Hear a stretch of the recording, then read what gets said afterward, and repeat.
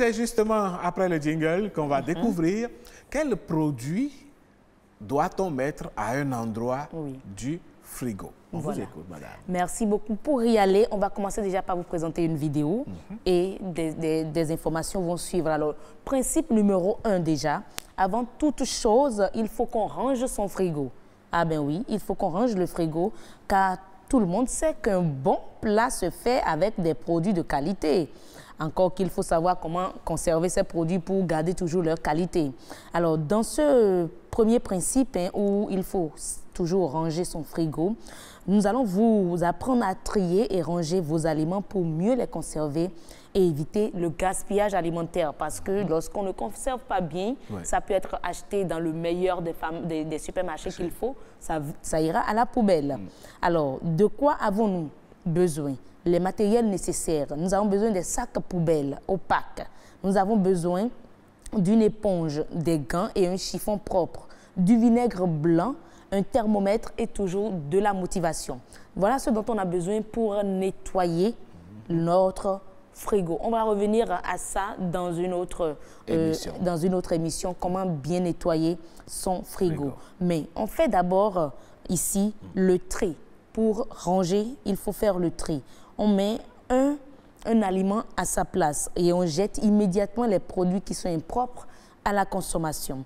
Pour mettre chaque aliment à sa place, il faut déjà qu'on sache quelle disposition notre frigo, comment est-ce que c'est disposé.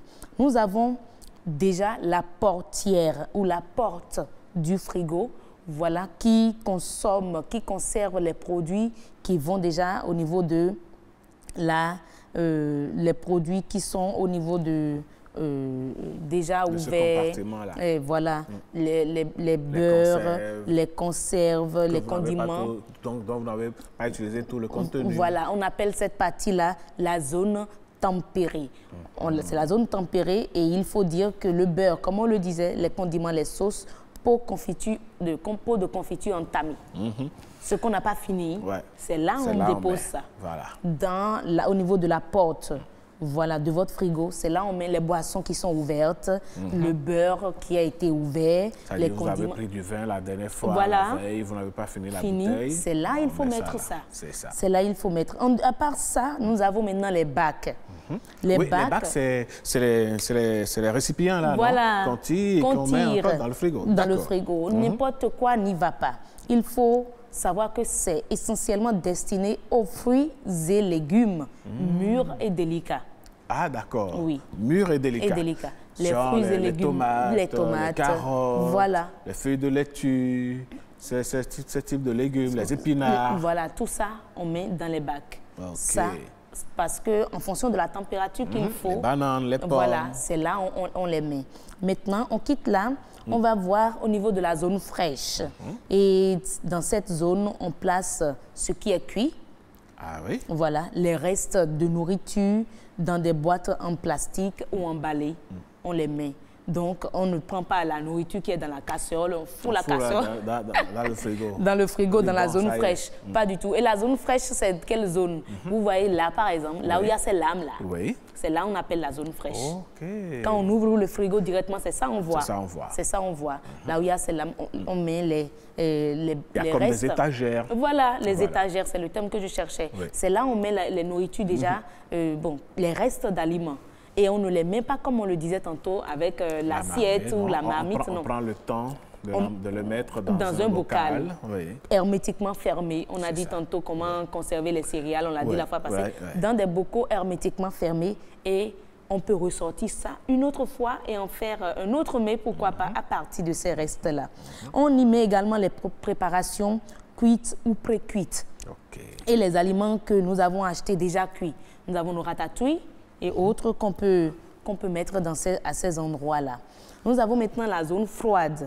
Nous avons la zone froide qui est, ce n'est pas le congélateur, mais c'est un peu comme le congélateur. Voilà. Quand vous mettez... Ça ne congèle pas, mais il y a plus de fraîcheur là. Tout à fait. Il y a plus de fraîcheur là et c'est souvent fermé avec une plastique. C'est souvent comme ça. Fermé. Voilà. Donc, on place là tout ce qui est cru. à la fois les produits bruts. Les aliments crus. Oui, la viande non encore cuisinée, les poissons encore crus, les crustacés, les laitages, les fromages et les préparations qui contiennent des œufs, du souti, des trucs du genre. C'est là, on appelle ça la chambre froide. C'est là on met tout ça. Le poisson, voilà, c'est ce qui est un peu en gros. Vous verrez que c'est un peu différent du congélateur et de la lamelle. Mais c'est quand même une zone où quand on met de l'eau, ça devient de la glace, non? Mais il faut quand même pas mettre ça parce que vous allez sortir l'eau et puis ça va sentir du poisson. C'est comme un gars qui a mis une bouteille de bière là-dedans le temps d'aller à la cuisine. Mais ça s'est éclaté. Ça c'est clair. Non mais ce ne serait pas trop congelé. Pas trop congelé. Allez, donc voilà, Madame Danon, les différentes parties d'un réfrigérateur. Merci à vous. La porte, la chambre, je dirais froide et la zone tempérée. Et là où il faut mettre désormais, nous le savons, il ne faut pas mettre vos aliments n'importe où dans le frigo. Il faut donc spécifier les places, les endroits. Merci à vous.